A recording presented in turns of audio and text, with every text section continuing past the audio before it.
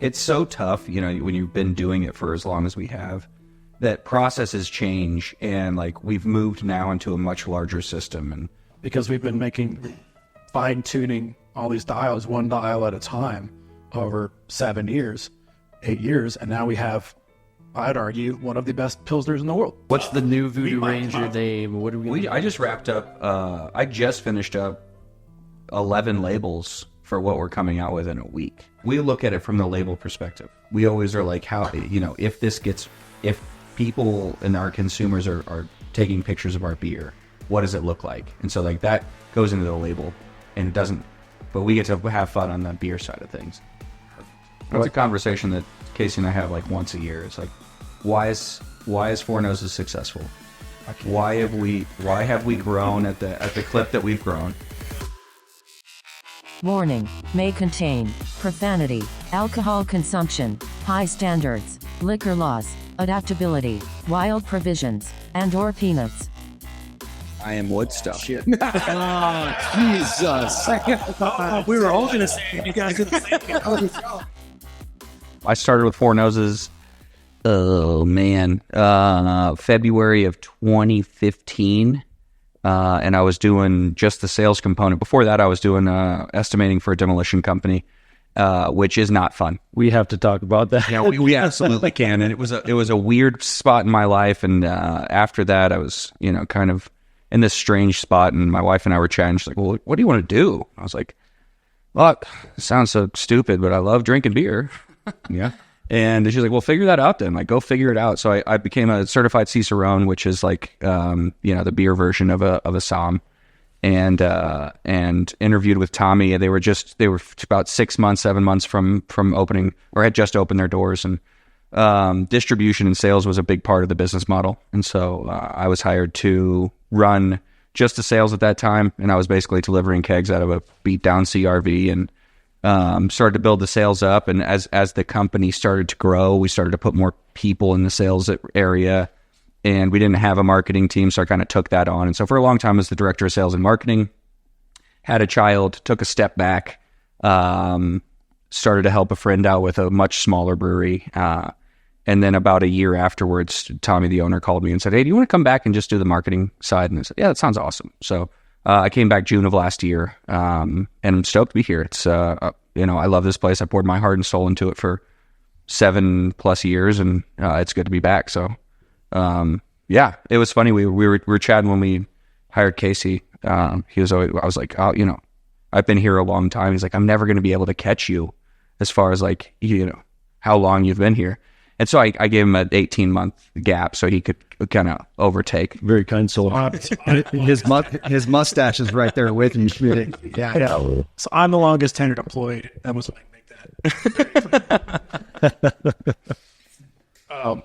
Yeah, I used to work in restaurants, managing bars and like a burger restaurant chain, and we were opening up multiple ones, and we were opening one up in North Glen, not too far from Four Noses, and I lived right over where Four Noses opened. So when it opened up, I was excited. New brewery, weird name. I hope the beer's good. Went over, had Uber home. It was really good beer. So you never tried it before you started working here?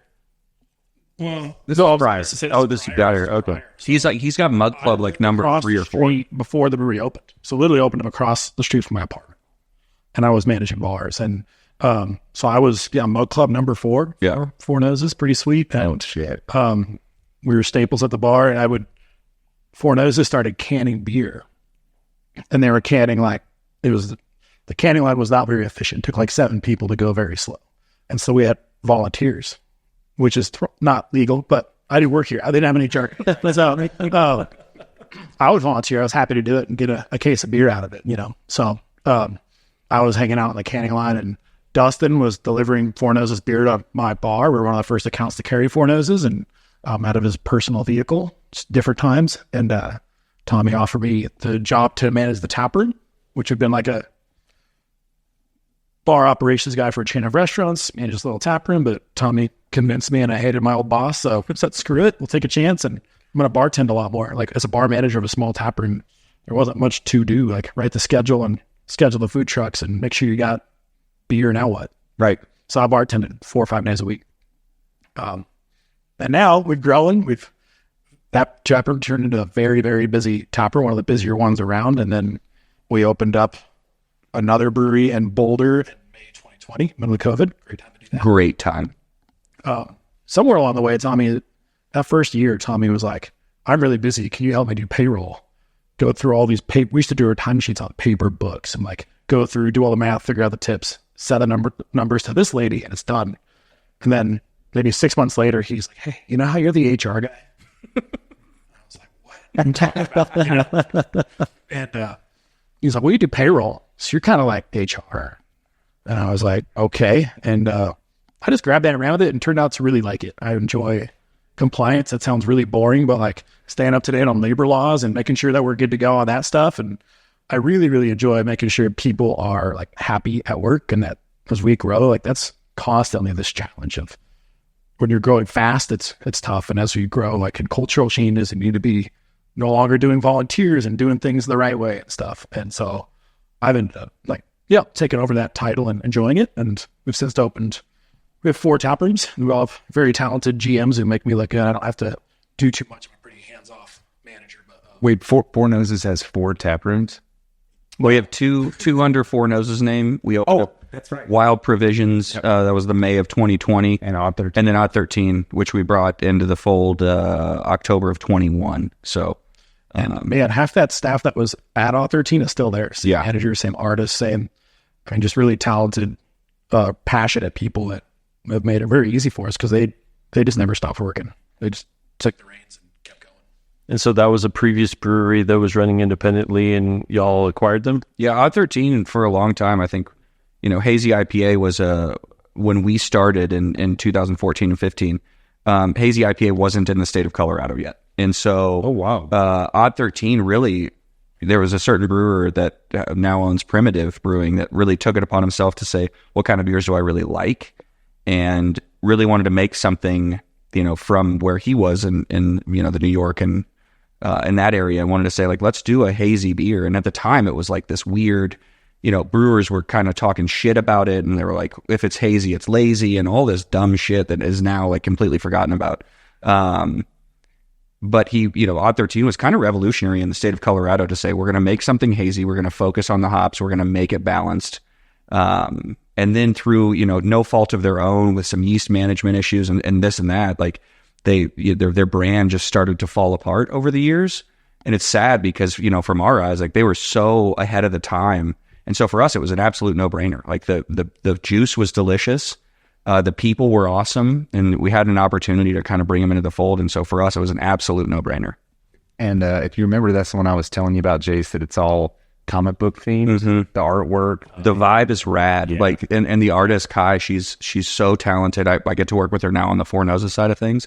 She's so talented and is like, has this ability to morph and move in and out of these certain aspects of art. And like, she's great at the comic book stuff where I can say like, let's do something a little bit more classic and like architectural.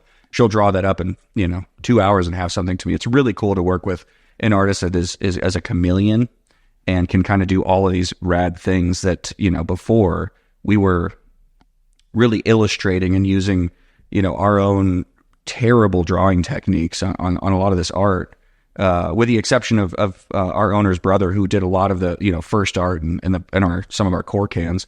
But, trying to piece together, like in COVID, we did 80 different beers. And so like, we're constantly churning art. We're constantly churning labels out. And so to have Kai in the fold now has just been a cherry on top. It's been really cool. And they still run under their own name? They do, yeah. Yep. Awesome. Maxed out at like 105 different beers one year. Just during that 1 year? Yeah, it changed the model, right? Like, you don't have people in the doors. So, what you're producing, and you delete bars from the situation. So we stopped kegging beer like overnight. No beer needed to go into a keg. Our tap rooms are closed, so we don't have this like core vibe anymore.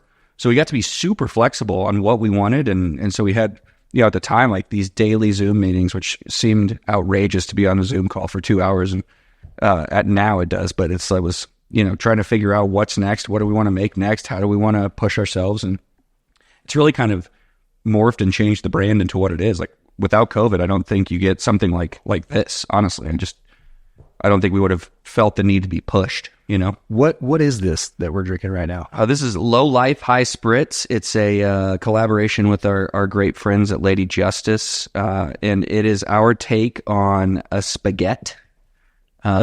Spaghetti? Yeah. Glad you asked. Yeah. A spaghetti That's is the second beer I've learned about today. is a dive bar cocktail that if you order a spaghetti, they'll give you a Miller High Life slapped across the bar, ask you to drink down past the neck label, give it back to them, shot of Aperol, a little bit of lemon juice. Aperol. It's like Campari, but sweeter. What's Campari? God damn it, Chase.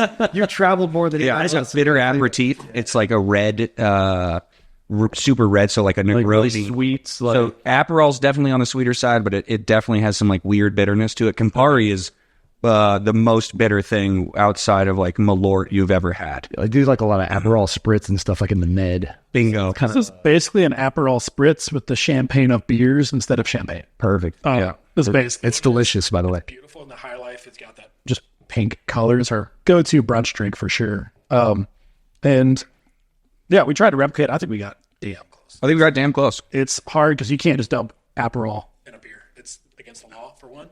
So trying to Unless you're at a bar. That's the dive bar. They're Yeah. super interesting, and we had to really step back and think like, what are we tasting, and how do we know how to get there? Like, don't think about what the flavors are in Aperol, because that's not going to work. Like, what do you actually taste, and then how do you recreate that through the experience of 700 beers?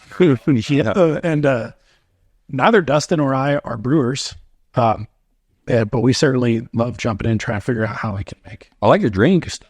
We like to drink. Yeah. So when I hear Four Noses, I think of me and three buddies in a kitchen at 3 a.m. But obviously, this is not This that. isn't that. Can you walk us through the origins of the name? You want to take that one? Sure. You've been talking too much. No, I'm just kidding. So our owner we're owned by a family owned, and our president CEO is Tommy Bibliowicz, and he owns it with his mom Jessica, his dad Natan, and his brother David. That's the Four Noses. They all not all have Four Noses. I wouldn't say so, but they seem to say so. So they were sitting around in Guinness at the Guinness Brewery in Dublin, and their first pints all show up, and they all just bury their nose in the glass, and you can take a whiff and say, "Oh, look at those Four Noses go!" And apparently, they're kind of stuck as a family nickname. Like, "Oh, we're the other noses tonight." Type of nickname. Nice. Definitely an unusual name, and yeah, I kind of when you're so close to it, you kind of forget that it is a weird name. But yeah, I think I got it right. Yeah. So let's talk a little bit about the beers that you make. What do you feel sets you apart from other breweries? I bet we both have different answers. And I ask myself this question all the time. Yeah. And the first thing that I'll say is that in my experience, and one of the reasons that I love Four Noses, is that the quality of every single beer that I've ever had is fantastic. And even some of my favorite breweries, I have one and I'm like, it's okay, but it's just, I wish it had X, Y, Z, but it doesn't matter what kind of beer that I've had from Four Noses, from the darkest to the lightest, from the most unique to the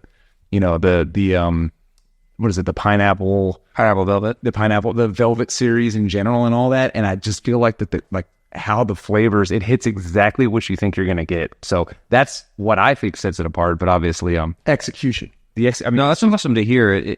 It's so tough, when you've been doing it for as long as we have, that processes change, and like we've moved now into a much larger system, and we're starting to. It's for our anniversary. We started to brew beers back in Broomfield, and the system is half the size with a different vessel and doesn't have a centrifuge and doesn't have a lot of these components that now we really we use as part of our process. But it's kind of like a frog in hot water. You don't realize that it's happening until you take a step back and realize oh my God, this is much different than it used to be. But I think what you said is where we are on the inside is we're constantly trying to negatively critique our product, find flaws, find off flavors. Like our sensory program is 4 or 5 years old at this point, and I don't know of a brewery our size that cares so much about sensory as we do and incorporates our entire staff into the sensory process. Like our lab director, she does an awesome job of we have a room here dedicated to sensory that it's just you in a room just to focus in on what these flavors are. And I think that goes into like our, unspoken ethos of what Four Noses is. And it's just this like drive to push ourselves from flavor profile, but also like, let's make it consistent for the products that you know and love. And then if we're trying something new, like, let's really try to hit a home run. I don't know if you've ever like made something and convinced yourself that it was good enough. No. Like if you ever like, man, if I tried to make a table, it's going to look like shit. And I'm going to be able to critique that. But sometimes you might make something, maybe you make your first beer, you make a beer and you're like, that's pretty good beer. And it takes a certain like type of person to look at it and say like, that's not perfect. And so I think like Perfect Drift is one of my favorite beers of all time. Yeah. Pilsner. And I know they made the first one and I was like, this is a fucking great beer. I think we've changed it 30 sometimes. Yeah. I don't think there's one ingredient or process. It's actually the same as when it started. No chance. Because we've been fine tuning all these dials, one dial at a time over 7 years, 8 years. And now we have, I'd argue, one of the best Pilsners in the world. And I drink beer all the time. So I've drank a lot of Pilsners. It's the beer I'm most excited about. And Pilsner might sound boring, but to us, it's from the top down, from ownership, director of operations, to the brewers, the lab director, the bartenders. We really like beer and want it to be the best. So everything, even the merch, like, okay, this merch is good. How do you improve it? How do you move it? Everything, the glassware, it's good. Now what? The office, all these things. We're just kind of like, we're picky. Yeah, I think we just had a conversation the other day about, I spent too much money on merch the other day, and Casey was like, what's going on here? And I was like, I'm trying my best to like bring our merch into the same space as our beer. And like, I might have overshot. But it's taking that same ethos with the things that we make. And if we're going to make a tap room, if we're going to make a t-shirt, if we're going to make, a hat, then it should be to the quality of our beer.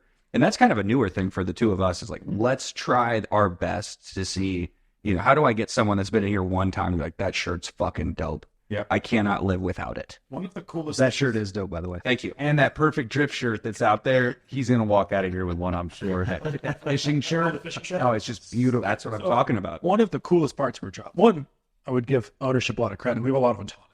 We're trusted to do our jobs well, which is probably not super common out in the world, to like have someone telling you what to do, but let you do it your way. And so when I'm out and about, if I see a hat I like, we get to go make it. If we like, or copy it, or make our version of it. If we see a sun hoodie, like, I want a sun hoodie. I don't have a sun hoodie. We'd rather go buy one. Let's make one. And now I have a sun hoodie. That shirt that Casey's got on right now is like a Masters line that a year ago, him and our other golf buddy were like, let's do something about it. If we like it, let's make it. And so we've now 2 or 3 years into the Masters have like some of the biggest days ever, because we make merch for it that ends up being kind of cool. And people that want to watch golf have a place to do it. That, I don't think golf was like a big bar sport before. And it's kind of created this rad thing. And like, to his point, it's like, we get to do the things that we like, which is really dope. I think that's when you make something better. Right? Yeah. If you're into it, if you're not into something and you try and pull something off, it might come across as phony or like just not as good because it's not your deal. But when you let people run with their passion, which is funny because beer is the main thing, but then you have these spin-offs. Yeah, the crossovers. She's the big fly fishermen, and we have all this cool fly fishing stuff. We hosted a huge fly fishing documentary premiere. Yeah. I'm into disc golf. We sell like $1,000 a month, which is not a lot, but it's great. That's not nothing. No, those are awesome in too, disc golf as well. places. Yeah. Oh, really? Oh, yeah. At the tap rooms, you still... Outside of glassware, it's our most commonly purchased item. Huh. Like shirts, hats, all that stuff. Disc golf discs. In the summer. Wintertime, they screech to a halt. But we launched a whole golf line, FORE, noses, 4 noses. Some golf balls, hats, towels, all that stuff. And obviously it has a season, but we all like golf. So, Hard to play in the snow. yeah. Yeah. There's simulators. So on the block. Casey, I got a hard one for you, but how many employees are there? It's about 60. It's a number that'll be in flux at times, like going into summertime, getting busier in the tap room. We have a lot of like part-time, 2-day-a-week bartenders at the different tap rooms, Right. stuff like that. Probably 40 some full-time employees, 40. And that's across all the locations. Mhm. That's When Casey and I started, I think like I was employee 6 and he was 7 or 8. Yeah, we used to have, it was weird because he had his own office and then I showed up.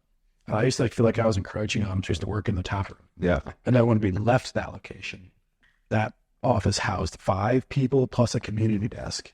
The storage room was the lab and 2 other people's desks. And Dude, it was so they're right there.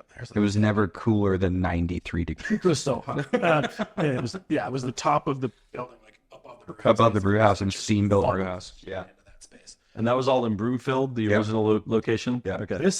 We never had a conference room. We didn't have a break room or a kitchen. Right. There was a microwave next to the lab, and which was also next to the lockers and smelly boots, which was also someone else's office, which was also, everything else. So we feel much more. We have room now, but we watch it grow from being like, this place was too big. Yeah. It's funny. It is a startup. Like it feels like kind of techie and startup-y at times where you're just like, you bootstrapped this, and I still feel like we're 10 years in, it's still a startup. It's not like family-owned business ethics, values, but startup mentality. Totally. Yeah. So you said that you're 10 years in now. Do you guys have a runway where you have some goals in the future? Were you looking to grow? That gives us so much more credit than we deserve because we fly by the seat of our pants. We're still building this plane in the air. Like the wings are on, but the engines come on and off as we see fit. Yeah. Well, the fact that you changed one of your flagship loggers and every single ingredient you said shows the, I don't know, tenacity or the ability to adapt and change. Adaptability, dynamic. Drinkers change. I think what I liked 10 years ago is much different than what I drink today. And I think that's kind of across the board. Like our IPA, which we sell probably almost 3 to 1 more than anything else we make. About damn time is, kind of a Colorado staple at this point. That beer's also gone through massive change. And it's because, when we came out with the beer, people wanted this 100 IBU absolute bitter bomb, akin to like Stone IPA. And now we want something that's approachable and that you can drink 4 of on the river and not have to have a little bit more to the longevity rather than like just mouth ripping bitterness. So how often is that the breweries when they have that flagship beer? I imagine, you get Coors and Budweiser, they're never changing that recipe. I'd imagine most breweries wouldn't do, or maybe, I don't know. Maybe they do. We're unsure if anyone else does this. We haven't worked anywhere else. Yes, I haven't. I don't know. I would hope most breweries are. Yeah. Like, I would be surprised if, I don't want to name a brewery, but like Odell IPA. Right. One of the best IPAs ever made. Most consistent. As far as a classic American IPAs, it's all reliable. It seems like Colorado breweries have a love-hate relationship with Odell. We're still coming for you later. I'm for you, Odell. I don't know. We just did a collab. We just did a collab with them for our 10th anniversary, and I think most brewers would say they're like the shining light in the Colorado craft. I don't know if they have a hater. I don't think so. Yes, they do. He's sitting right here. No, it's not me. It's somebody else we've talked to about. Oh, fair enough. Shit. For one, I don't think you're going to get us talking smack about anyone, but I truly super admire Odell.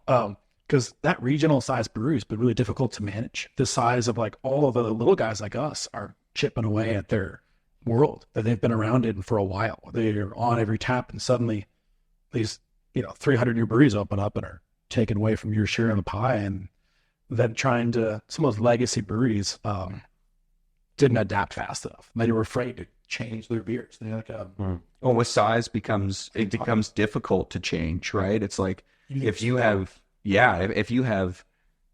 20,000 barrels of one sort of beer, like how do you morph that over time? And that becomes a lot more difficult. I'd imagine someone at New Belgium, which is like over 1 million barrels a year. Again, we're doing 13,000. I thought we feel big. 1 million barrels, another scale.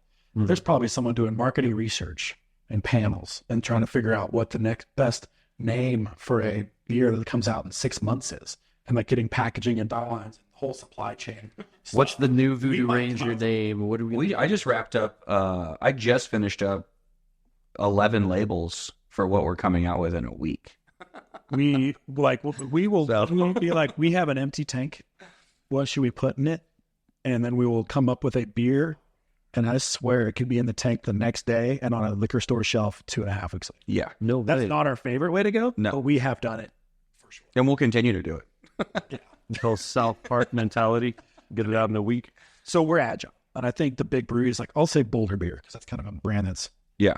right no longer doing what it used to. Unfortunately. They were the first craft brewery in Colorado. That's right. Really?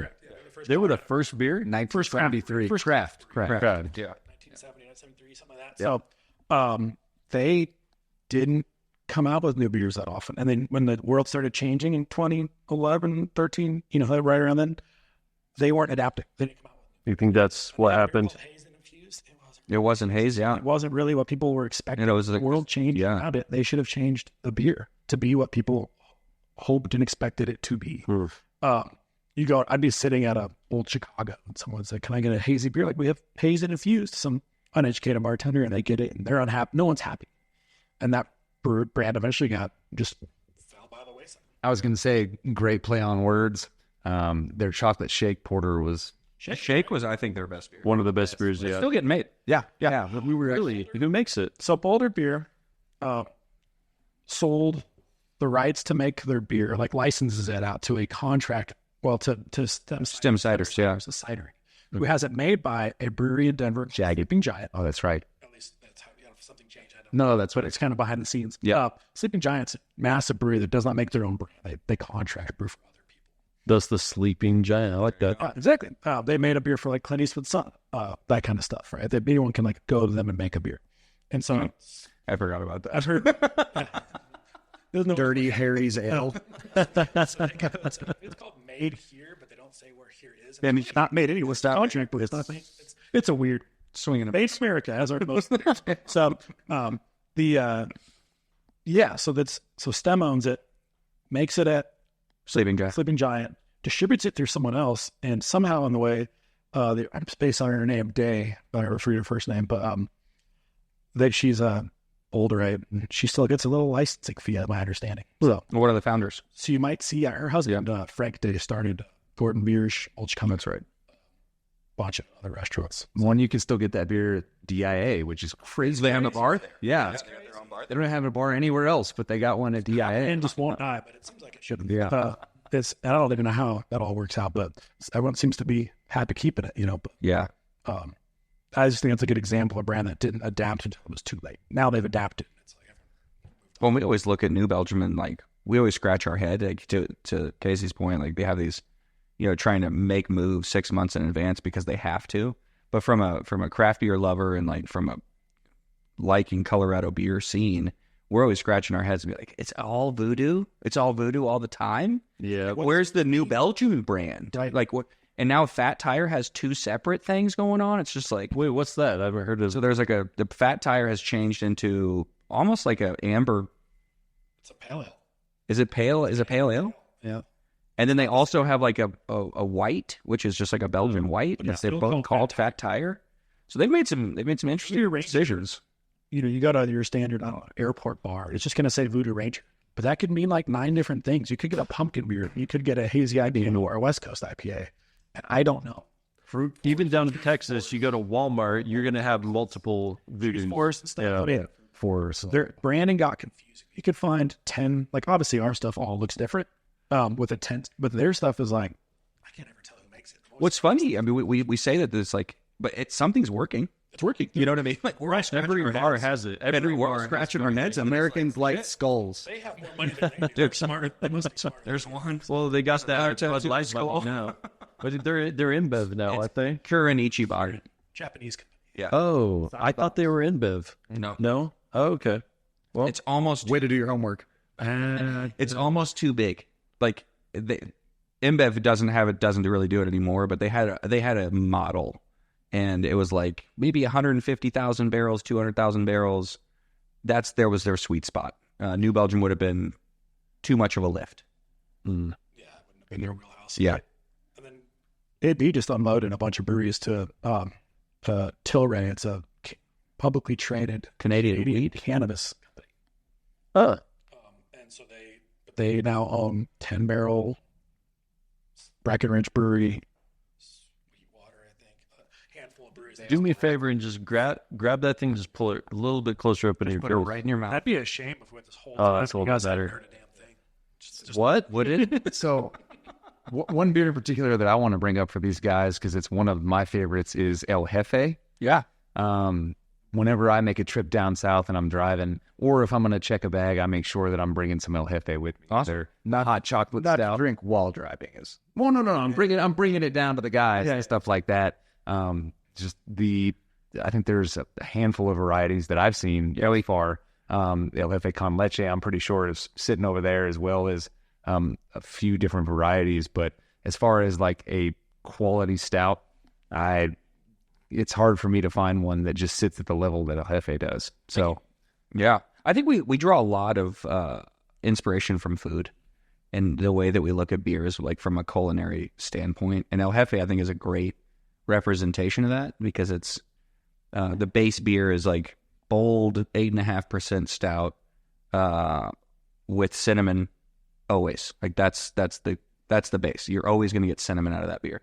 And then we started to play with it. Double chocolate is a great variant. We did a caliente or a picante version that's got a little bit of a like chili pepper in it. So yeah, and for us, it's a fun place to play around from like a flavor profile standpoint, because it's roasty, it's deep, it's dark, it's a little sweet. So you get a lot of like playful areas to jump into and think about just, different flavor combinations. One of the hardest things to do is to come up with a beer idea inorganically. We should make a new beer. We need to make a stout. What flavor should it be? Right. Well, everyone's done a chocolate stout. Everyone's done a maple stout. Yeah. Everyone's done. So like somehow, usually the best ones come from inorganic, like let's copy a spaghetti. That's a drunken decision right there. That's it. We've started a lot more like cocktail conversation now. Like, what do we want to? How do we want to? We have a whole line that's a collaboration with Death & Co., which, if you're not familiar, is, in my opinion, the best bar to ever do it, the best cocktail bar to ever do it. I think kind of pushed craft cocktails in early 90s, mid 90s. Let's talk about that. Yeah. Death & Co.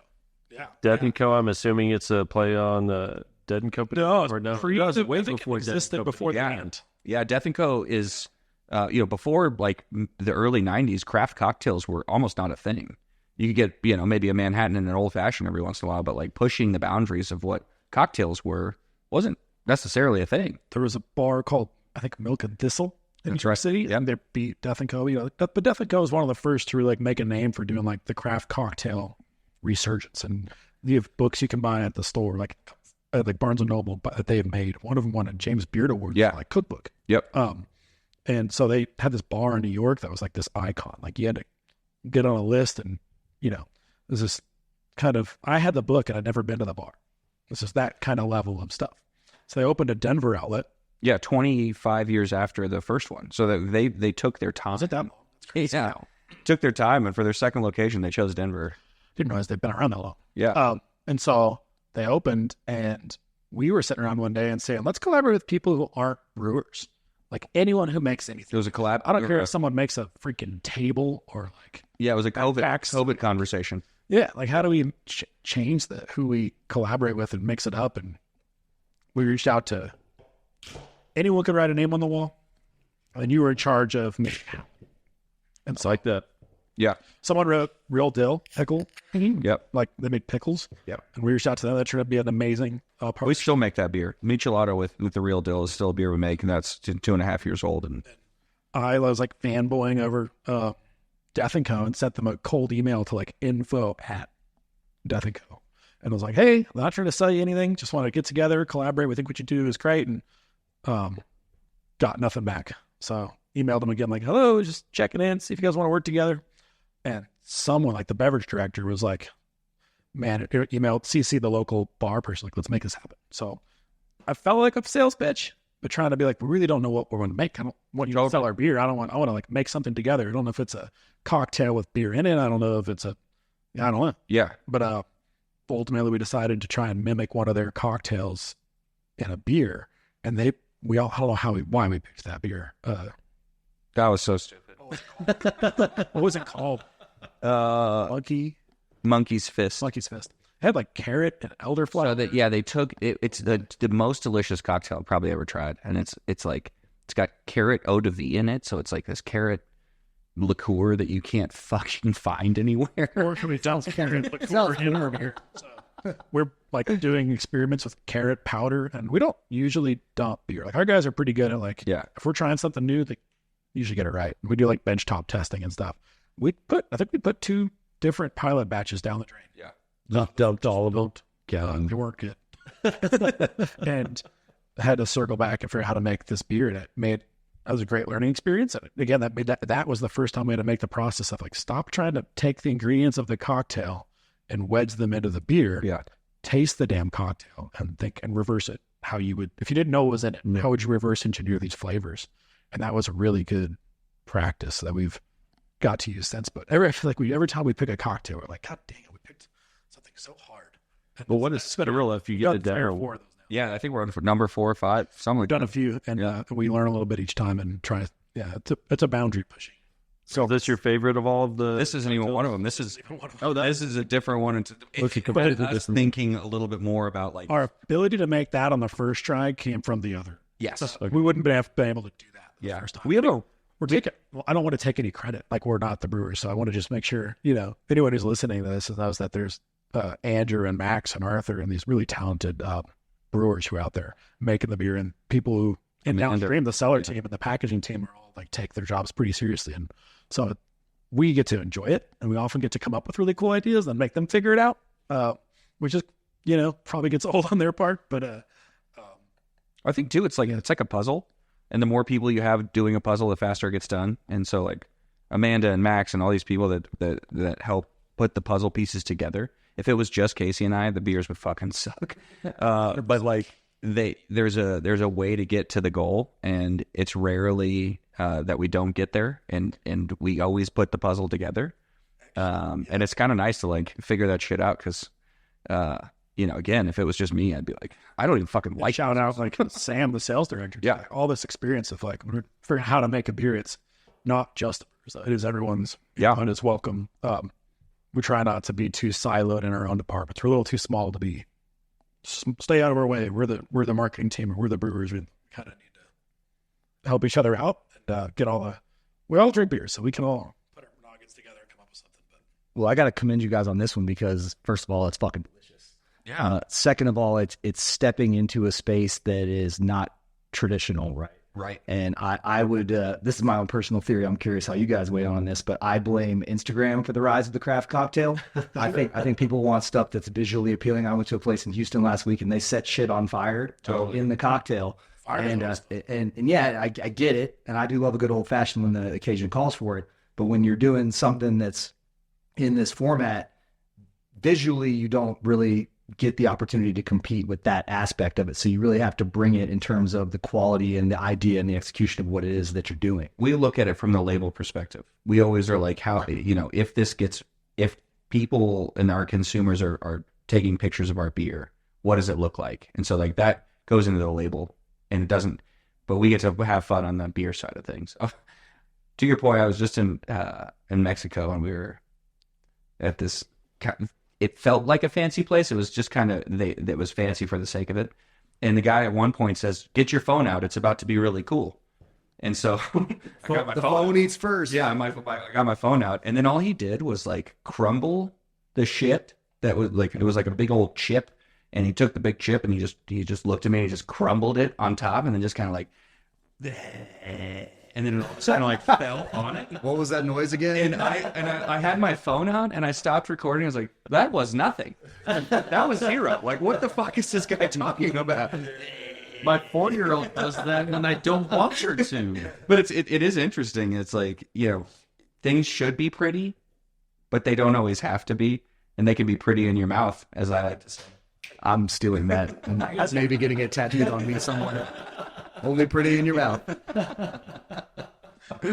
Dustin Ramey. That needs to be on the one. Yeah. Cool will be given. This is on the record. So Yeah. Four Noses Brewing. All right. So one more beer I got to bring up. Yeah. Because I'm obviously just fanboying right now. Please fanboy the fuck out.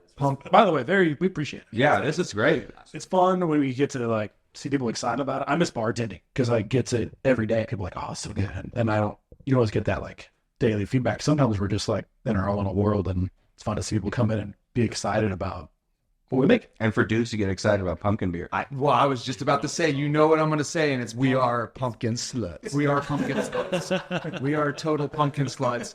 And I don't say this lightly because I've drunken many of them. Pump motherfucking Pump action is one of, I mean, it for me, whenever anybody comes into town, or even when I'm down in Texas, and I'm like, if you can find this one, this is the one that you want to get. The branding is excellent, as it is across all of Four Noses beers. I think, I don't know who does the artwork. It's David, one of the owners. Yeah. Really? So Yeah. he's an architect, and he does a lot of really cool. Yeah, so all of our printed cans like that are all basic old school. David did all the art. All this stuff is either myself, Kai, or previous. So David did the Velvet series as well. Yeah. Yeah, sure did. Designed the freaking tavern. Yeah. Or the whole just brewery. He's an architect. Yeah. This is his building. Gotcha. On you, David. Gotcha. But yeah, I just wanted to, if there is anything as far as like what goes into pump action, or how Just the name alone, pump action, is just And having whoever a- came up with that. having the Scottish guy just Good on you. shooting it out of the end of the shotgun is just That's a funny one too. That's our most awarded beer that we've ever had. It has a GABF and World Beer Cup Gold in the same year, and that's a beer that we've tried to play with. We've said let's try to modernize it, and every year that we try to do that, we think it's not as good as the year before. So now it's back to like its original recipe. So we're talking about things like About Damn Time and Pilsner, and really wanting to push ourselves and modernize these things. That's the only beer that I can speak to that's like we go the other way. Every year we're like, don't fuck it up. You think like, oh, we're using, for example, like we're using whole cinnamon sticks. But if you use ground cinnamon, certainly we need a lot less. You can impart more flavor. Yeah, more efficient. That should be more efficient. Should cost less. And then we do that. Like, this beer's not as good. And so like, luckily we make like freaking 40 batches a year. So you get it. First batch is what you want. You can change. Right? Yeah. I'm not sure this is true or not, but I think we are probably the best-selling pumpkin beer in the state of Colorado at this point. I would absolutely believe that. So, Sean, as a pumpkin slut, what other pumpkin beers would you say are on level? Well, I mean, I think local or just No, in general, yeah. I mean, Maine's got a decent one. Pumpkinhead by Shipyard. I was going to say Shipyard and Southern King are in mine. I was about to say Southern King. Yeah. Pretty good. Pumpkinator's not bad. Pumpkinator. That's the Barrel Aged Pumpkinator's pretty solid. one that St. Arnold's does. I like upslopes. It's totally Upslopes is so different. Upslope. They use whole pumpkins that they get from a farm the year before. The pumpkins aren't ready in time for pumpkin season, so they get pumpkins, take them to a commissary, and like process it, roast and pumpkin, do the whole like, they thing. do it, and then freeze it and use it for next year's pumpkin beer. Huh. And it started with them sending all their employees home with a baking sheet of pumpkin, like, all right, 400 degrees, 10 minutes, like No shit. and they were doing that for like, so they go at scale it so much probably, but man, that thing is totally different. It's not as much spice. It's more pumpkin forward, but just knowing what goes into it, I appreciate it a lot. Yeah. I don't know how you always can tell that story. I don't think anyone even knows that. Totally. Buying that beer, I have no idea. And that's They should tell us. They should tell the story. 'Cause it's- That fucking matters. And I don't care for pumpkin anything else. Like, I don't want pumpkin pie. I get disgusted helping my. You don't like pumpkin pie, but you like pump action. Pumpkin scones, Gangs. Yeah. pumpkin scones. Yeah, I don't want anything else. Pumpkin beer, love it. That window's on. But What about pumpkin spice lattes? I was gonna say PSL. I don't have enough leggings to. Everything you Stanley Cup. I don't know. You're wearing Uggs right now. You don't know. These are Jordans, sir. I don't know if you. I got to jump on this high spritz. When we released that pumpkin beer, it was World Beer Cup in Philly, and we didn't go. Yeah, exactly. We didn't go to the Brewers Conference, so we didn't go to World Beer Cup, and so we kind of forgot that it happened. Exactly. And we're all hanging out. I was on vacation, and we didn't Italian a text like, "Congrats!" I was literally delivering beer in the van. I was sitting at a brewery in California, Spog City, shout out, and I'm sitting there like, "Holy shit!" That was our first. That was our first I match. just said, "Congrats for what?" You won a gold medal at GABF or World Beer Cup. Yeah. I was like, "What?" I mean, that was today. And so I'm telling the bartenders like, "We just won a medal," and then they won one like a minute later. It was really high. Oh, no shit. Oh, no shit. Wow. That was Jace, I want to hear your reaction when you take your first sip of that. yeah. The smell alone is pretty fucking intense. It's unbelievable. Spaghetti-inspired cocktail beer. What's your guys' favorite cheap beer to drink? Like cheap, your Non-craft. Your macros, non-craft. Coors Original. Banquet. So here we call it banquet. Yeah, Texas. Yellow Belly. Yellow bellies. Yeah. Okay. Yeah. Which I have a theory that you cannot tell the difference between that and Coors Light.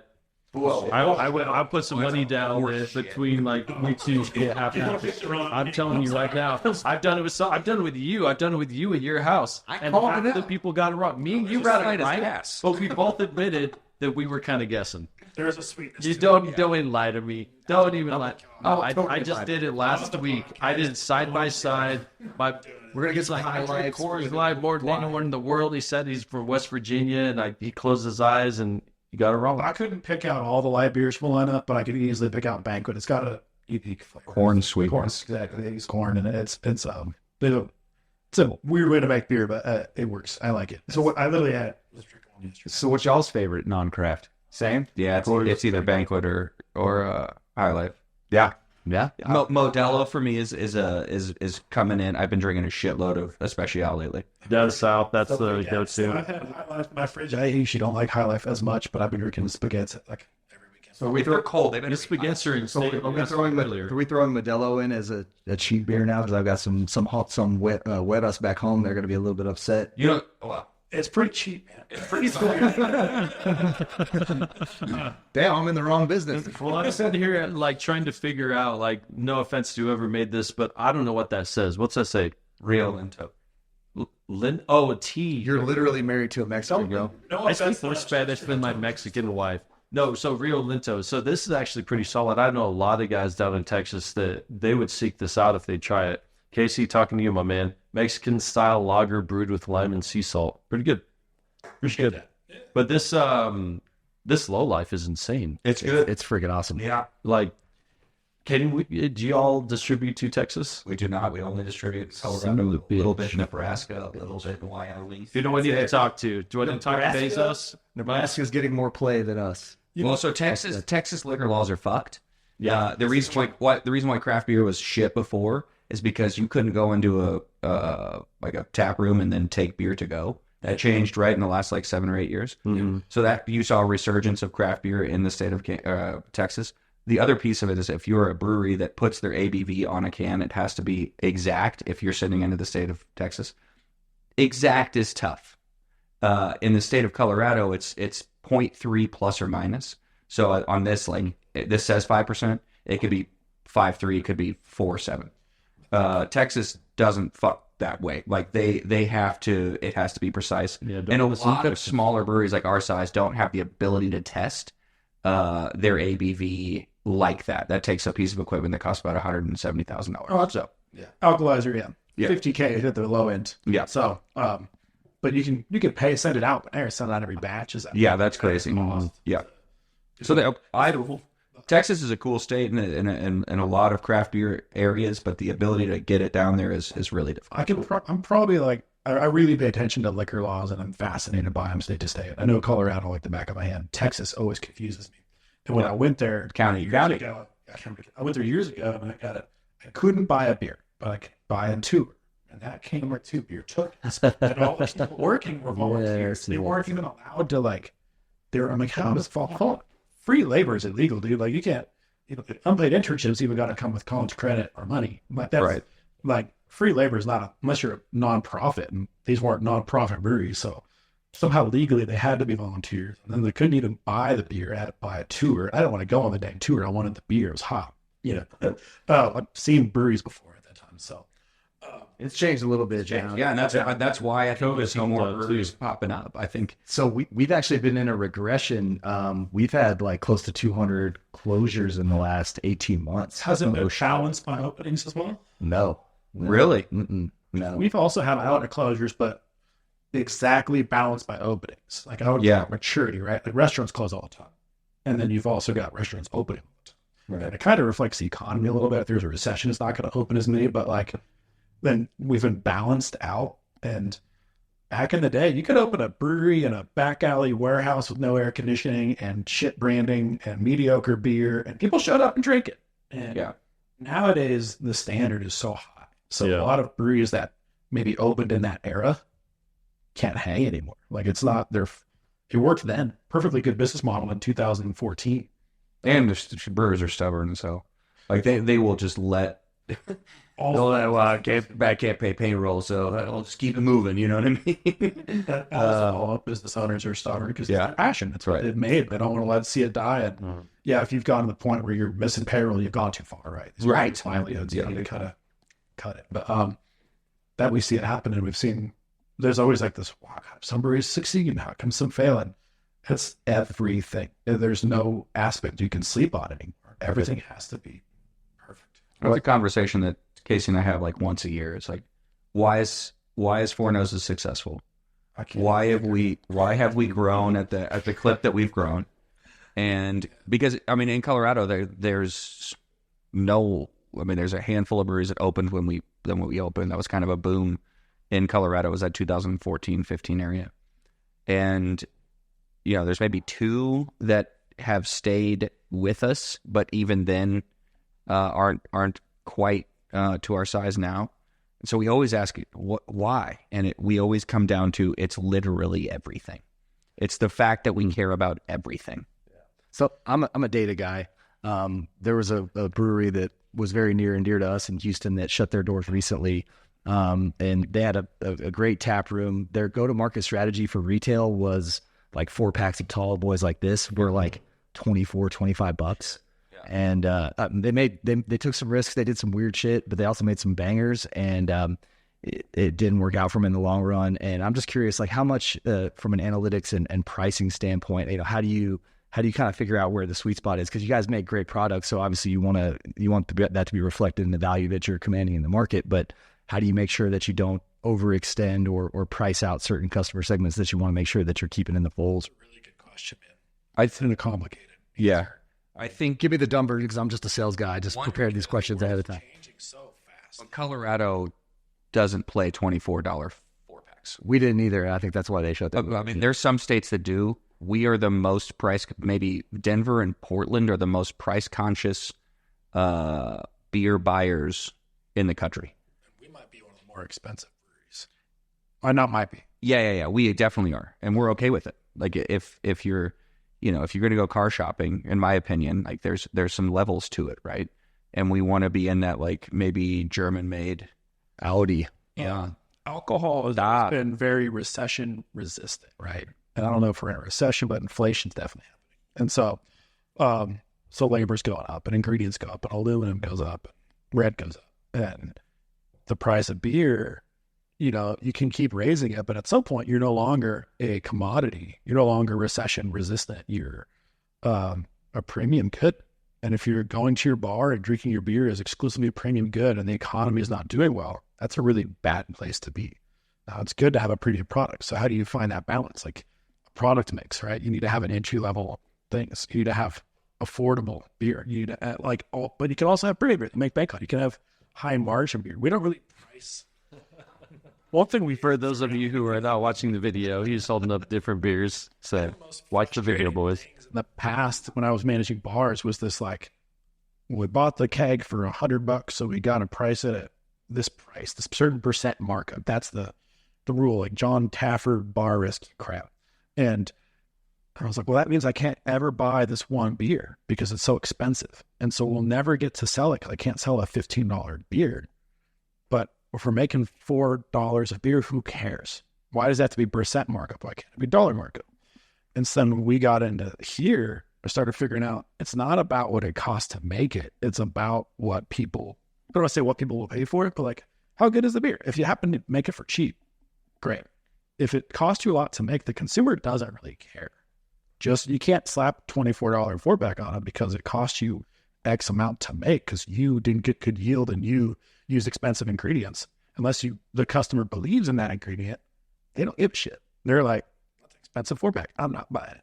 We have one that we get away with because the product that goes into it, we use like local peaches, which is a big thing in Colorado. People don't know that. So we can get away with that one. But for the most part, people trying to find, some breweries just think like, oh, what's the math? It costs me X amount. So what should we charge? Good place to start. I literally had that conversation with myself at my local grocery store when I'd walk by this brewery that I love and see their stuff, and then I'd see the sticker and I'd be like, 7%. I don't think so. That's an interesting. I don't think I'm coming in at 7%. ABV per dollar. ABV per dollar. That's the consumer move. That's why your Ranger sells like fucking The hotcakes. consumer move is, well, it's like what I do when I'm about to 2-ounce can. do an Audible book. It's like, Yeah, you're I want it to be 6,000 hours long. I don't want a 13-hour book. I need it to be long as fuck. He's a Brandon Sanderson in our lives. Funny because I don't know if that's probably not all consumers, right? Some people don't like to look at price, and some people have different perceptions of what makes a good beer. ABV is not a thing I look at. I prefer lower ABV. Totally. Right. That's a good point. I prefer point. lower THC. Not alcoholic. Yeah. It's like that's just not my jam. But if it tastes really good and I know what went into it, but we're probably a little too close. Like I know what goes into certain beers. So like, I don't know, our homies at Cohesion, Eric owns that place, and he used to be the head production brewer at Odd 13. Yep. They have a talent for getting really talented people at Odd 13. And I know what goes into that beer. And so I'm very, if it was canned. And then from the marketing side, it's like, well, then how do you start to tell that story? And there's only so much story you can tell. Like, I can't say that it's, it's all German hops, and it's, like you start to go, it's a decocted beer, so we're moving it across this and that, and it's like it takes more time. And this, the consumer doesn't necessarily want to hear that at times. They just want to make sure that it's good and that it costs what they can afford, and that they can put it into their mouths and feel something. The most insane processes. We've taken every step to a microscope. And talk a little bit about Wild Provisions, because I'm pretty sure these guys don't know about it. I don't think most people do. Yeah. And this is in Boulder, you said? Yep. Yeah. We call it a passion project.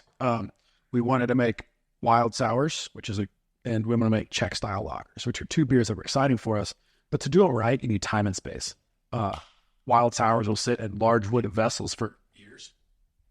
And they also Wait, years? years. Well, So takes years to make a single beer? yeah, the way different bacteria, microflora, yeast interact with each other and consume sugars and consume literally each other. Not each other, I guess, but Carbohydrates. diacetyl. For example, one bacteria as a side product makes Sugars. diacetyl. It's an off flavor in beer. It tastes like popcorn, movie theater butter, and another yeast, Pediococcus, consumes diacetyl and in exchange makes like an acidic, funky flavor. But it does it very, very slowly. So these things interact with each other, and it takes years to make it till it tastes the way it should. And so And it's open to the air, or is it all sealed? it starts completely open to the air because we're literally getting the wild yeast from the air and from the room. Goes through a vessel called a cool ship, which back in the day, man, people didn't know what yeast was. There's no microbiology. There's no microscopes. It's, I don't know, I left the sugary water out, and now it makes me drink. So they kind of started to fine tune from there. But so that starts that way. I think it's open fermented in these large wooden vessels and then transferred into barrels, puncheons, fooders, big wooden vessels, and it hangs out there for months or years. And then we also wanted to do Czech style lagers, which sit in their tank for like 45 days and have some unique ways. So it's a brewery where if you get the tour and we explain every step to you, you're like, wow, these guys are doing stuff in this way that's no one else is doing, especially on the same roof. Like, I don't think anyone else is doing it. Those two styles to that level under the same building. Really, anyone else in the country is doing that. Maybe world. That's not 100% true. That's Sure. Yeah, sure. Jester King, or you got some other good ones. But like the proximity of having these like open fermented tanks that is separated by HEPA filters and positive pressure rooms that we've had to do to make sure the sours don't infect the lagers, that kind of stuff is unusual. To do them both together is pretty close. Yeah, so when I go to the tours, people are always like, wow, I just can't believe this is how you guys do it. We invite people in on the nights that we cool ship the beers, they can see the process. They're just blown away by all the steps. And then how do you tell that story to every customer? Someone just browsing on their phone and like on Instagram or social media or the news. And maybe listen to a podcast, or Maybe they're sitting there Podcasts are so whack. I know they're lame. No one listens to the news. but maybe they're on their phone like brewery is near me, and then they just end up there. They don't really miss the whole.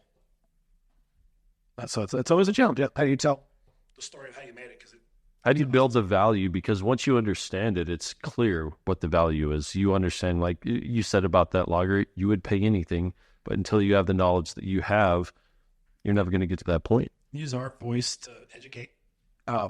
Use those that have louder voices, like people who write articles, to educate was always good, right?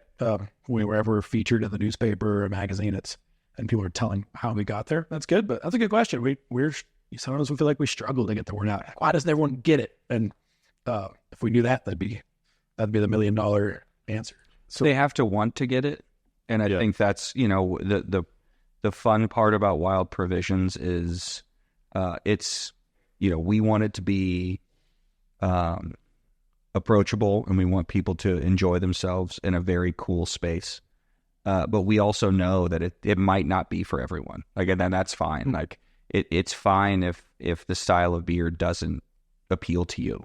We're going to continue to make it. I would say like Four Noses is something, we got something for everyone. We absolutely make something for everyone. And if we don't, let me know what you want and we'll probably make it. Wild Provisions is not that way. I'm not trying to say it's non-approachable, but we're not going to change what we're making because what we're making has a history. It has its place in time, and we want to be part of that. Belgian Lambic and Goose is one of my personal favorite styles in the entire world.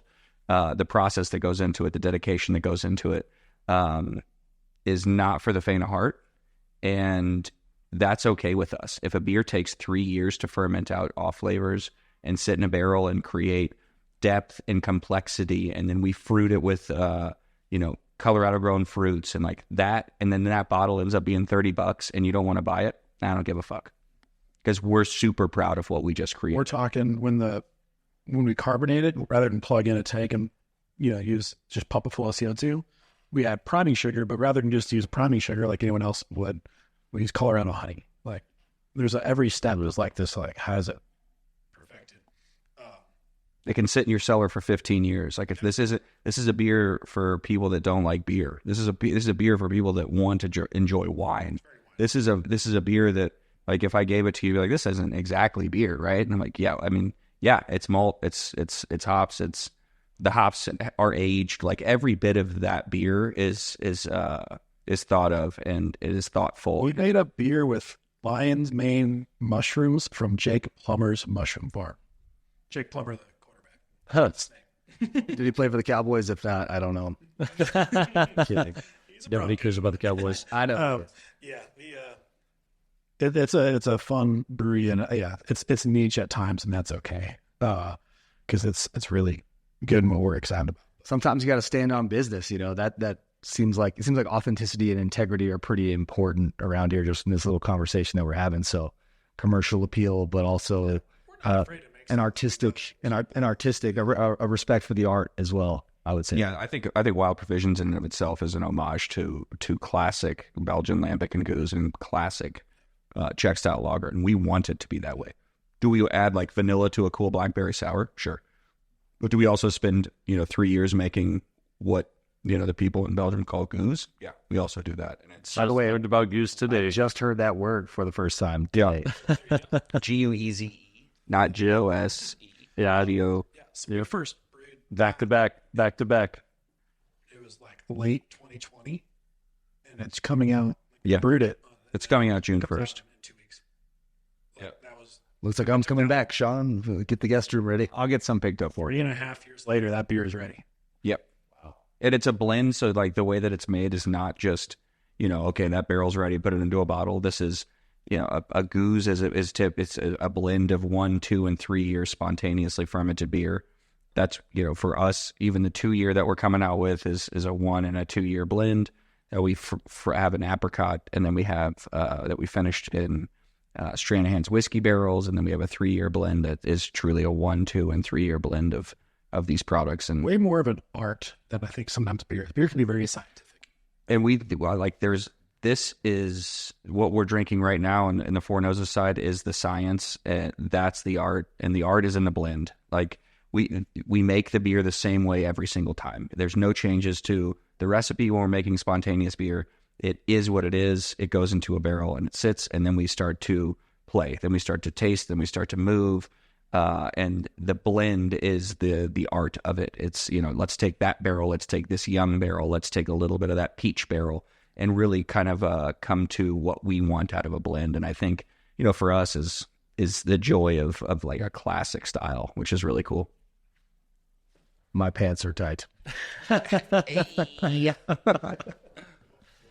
All right, so this is the question I ask every BAE series that I do. I think one thing that sets the brewery industry apart from many industries, not all, is the collaboration, the ability to respect the Odells, to respect the people who are trying to take your market share. And for some reason, and I think it speaks to the people who do it, aka y'all, there is a lot of collaboration. It's not cutthroat. You do want to see other people Support each other. Yeah.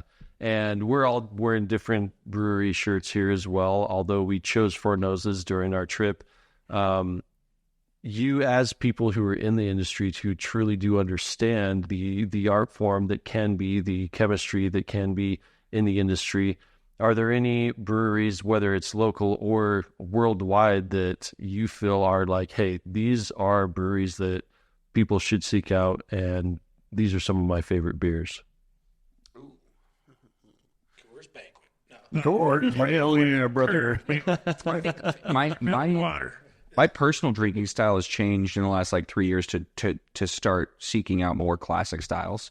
I think over the years, I like heavy hop driven IPAs were where I was, and fun pale ales, but now I really want like a classically made Pilsner from either Czech or a German style Pilsner or an Italian style Pilsner. So I keep hearing Czech. Why Czech? Is it what's it about Czech that keeps coming up with people who understand beer? They keep constantly bringing up Czech. It's a funny.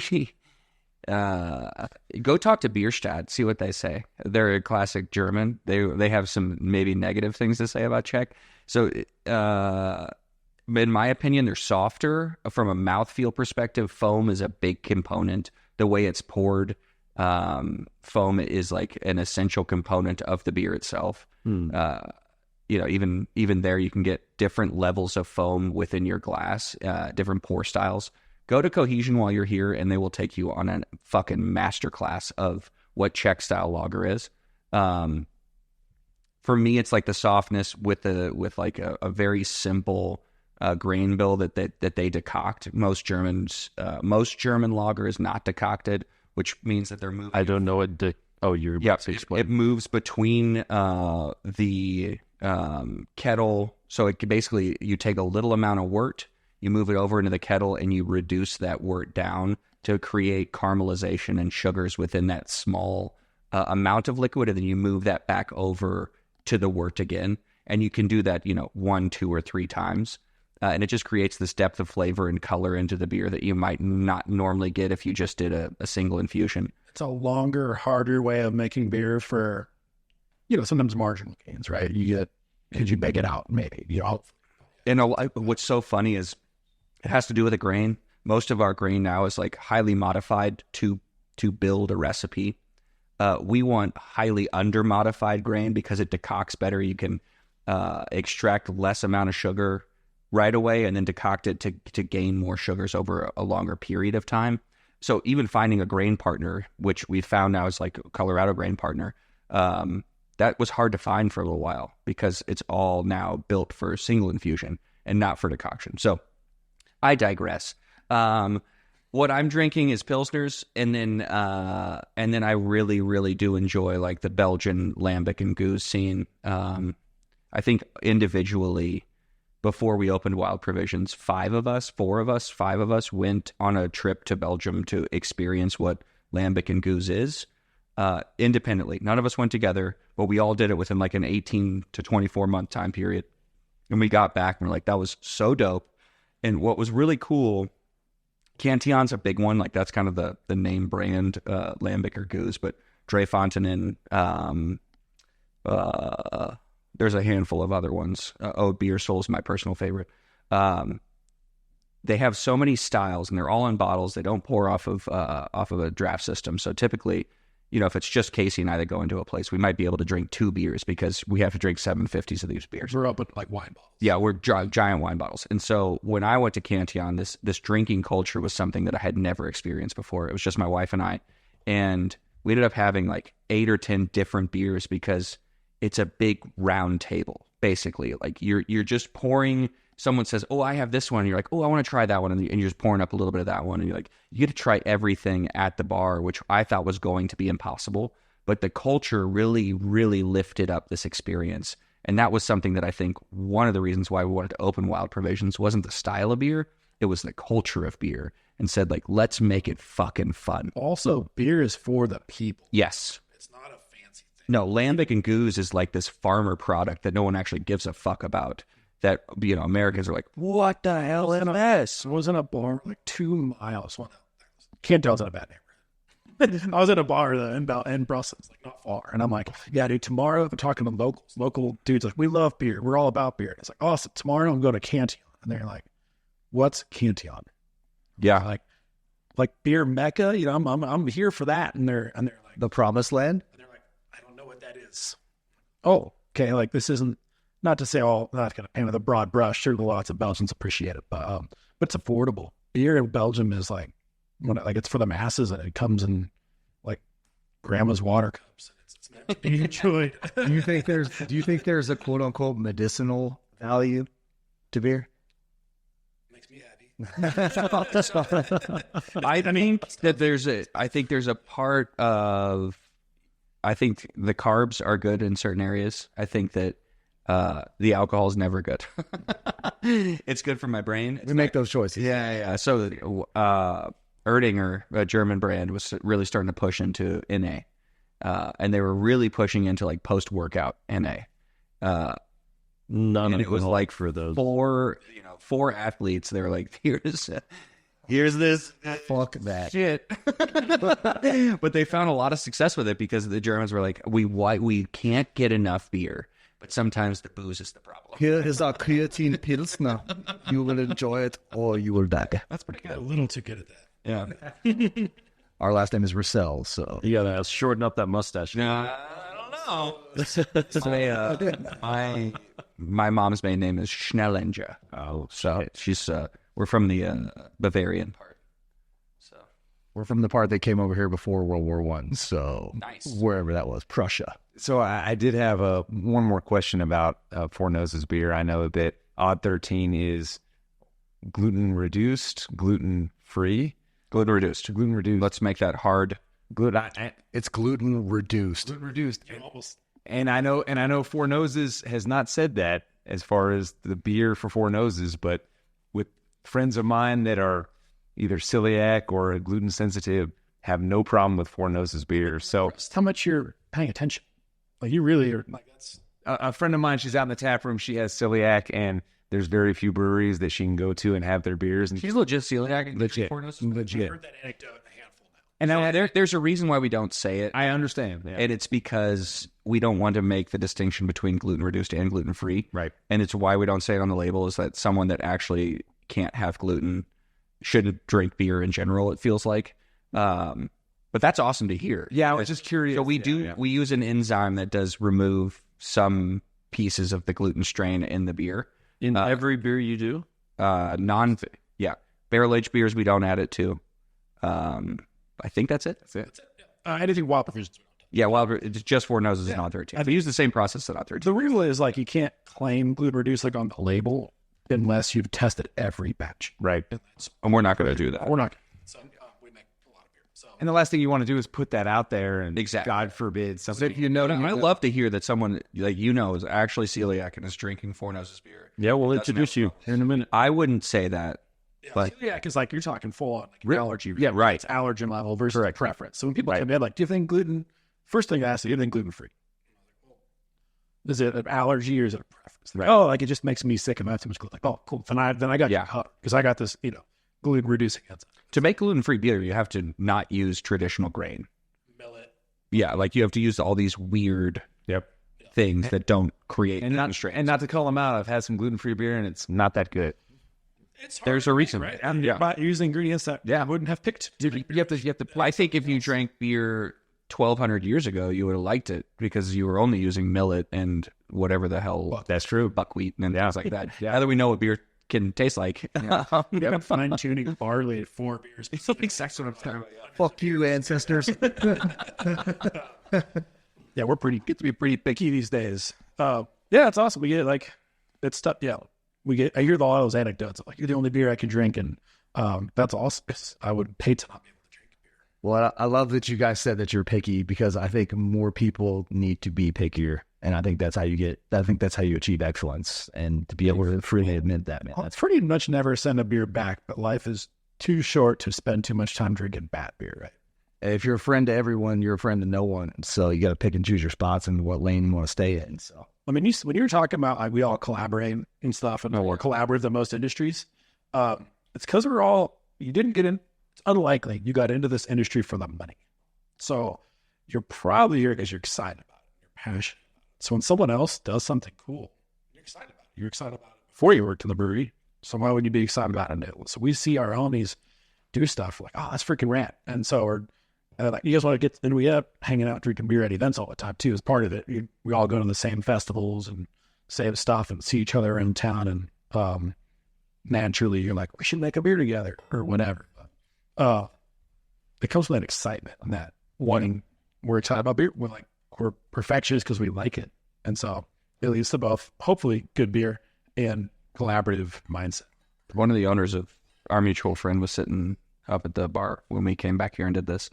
And he was excited to come see us for our 10th anniversary next week. And like, it's that sort of collaboration that you get excited about. 10th anniversaries were next week. Friday, Saturday, Sunday, Monday. Kid seats are still just That's not 8 years. It's not 9 years. It's 10 years. It's 10.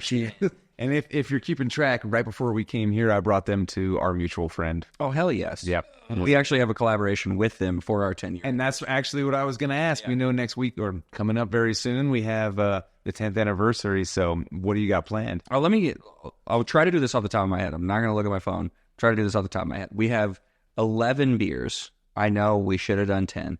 We did 11. It's a baker's 10. We have 3 collaborations. One with OMF. We did a summer English blonde. Jan knows more about beer than I think almost anyone, and he's really excited about this English mild, like honey blonde. So we made one of those with him. We did a cerebral collaboration, West Coast IPA with pineapple. Did an Odell collaboration, kind of a low ABV, hazy IPA, 5.5%. We have 2 new brands that we're launching. IaW is coming back with a little bit of a rebrand, 100% Colorado malt and hops for a kind of a light, easy drinking lager. Four Noses IPA, which is kind of just going to be shooting from, where this is going to be straight up IPA at a price point that people like. We have 3 fruit beers. We're doing a Singapore Sling, which is cherry, pineapple bitters into like a sour ale. We have Chimango, which is like a take on a Mexican Chamoy. Yep, Chamoy and mango. Talking to the Texans right now. Yep. We have a bringing back Fruit Feud, which was a couple years old, and we're also bringing back 44 Magnum, which is a double IPA that we opened our bar with 10 years ago, which is a double IPA, West Coast double IPA that is awesome. How many is that? That's 11. I nailed it. That was 14, man. What are you doing? So we're excited about that. We're doing live t-shirt press. We have bands every day. We have 2 food trucks every day. It's going to be a great time. It is in Broomfield. Don't come to Park Hill. Go get your ass up to Broomfield. Where it all started. Well, we can't thank you enough. We're humbled to be able to come in here, pick your brains, really get in depth, view of what the brewing industry truly is. And the more I get to know it, the more I'm able to talk to different breweries, people who actually know what the fuck they're talking about, the more I respect it. I think it's bringing people together. I don't think that any of us would want to live on this planet without having some connection with another human. And those of you who don't drink beer, get your shit together.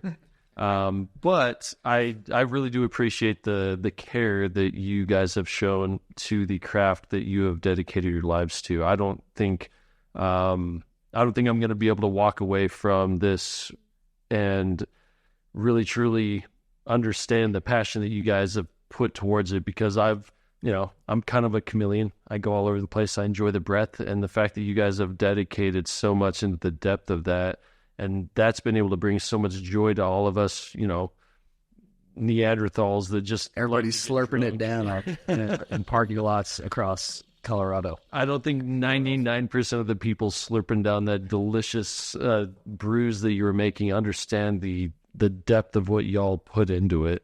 And just thank you all around. Oh yeah, this was awesome. I think that for Casey and myself, this is why we do it. It is, we could remove the microphones and we still would have had this conversation. Right. There's microphones. What? And that is like truly, we talk about community and we talk about why we got into beer, and I think we can all look back and say it's because it's fucking fun, and it brings people together in the coolest way, and we're doing it right now. So I appreciate you guys for coming through. Well, one thing I like to say is that there was just a couple of breweries that I reached out to when we were planning on coming up here, and you guys were certainly at the top of the list, with a couple others that I reached out to, and I heard back from you within 15 minutes, and I was beside myself excited, just because the amount of attention. I was like, well, this is exactly what I would expect from the quality of beer in my experience at Four Noses. So thank you very much, because it's just been awesome. Hell yeah. Man. Where are you guys going next? What else is on your list? This is it. We're not going anywhere else. Fuck everyone else. Hell no. So I live down on the south side in Inglewood. Yeah. So Locavore Beer Works, I think I've them down there. Jake's Brew Bar in downtown Littleton. Yes, Jake's is great. Not a brewery, but they have a really good selection. Yep. Tomorrow, I have a kind of a smattering of things that, depending on what these guys want to do, to go hit up ratio. Suggestions are mostly welcome. I have somewhat of an itinerary, but obviously speaking to the masters, if there's places that would be worth visiting, you have to go to Cohesion. Cohesion, you have to twice. You have to go to You're not the first person to say that. Yes, and if you're gonna do it, like, go to Cohesion and Bierstadt. It gives you the perfect example of what Czech lager is and what German lager is, and there's a massive difference. And the two are fucking perfect in my opinion. Those two are some of the most highly regarded breweries in the industry. Yeah, Bierstadt, not just in Colorado. Bierstadt. Oh, absolutely. Yeah, absolutely. Yeah. GABF at Bierstadt is nuts to butts. I'm just surprised, just from the Brewers Conference when I've been there. Yeah, they're all wedged into those two bars. Yeah, and it's especially Bierstadt. So yes, it's an industry thing where we're just excited about those classic styles and people who execute them well. And those two breweries, we admire and hold a good light. So. Yeah. Appreciate you guys coming through. Absolutely. We're very appreciative. Cheers. And let's get some more beer in us, boys. Yeah. Let's do it. Hell yeah. Cheers. Cheers. I am Woodstock.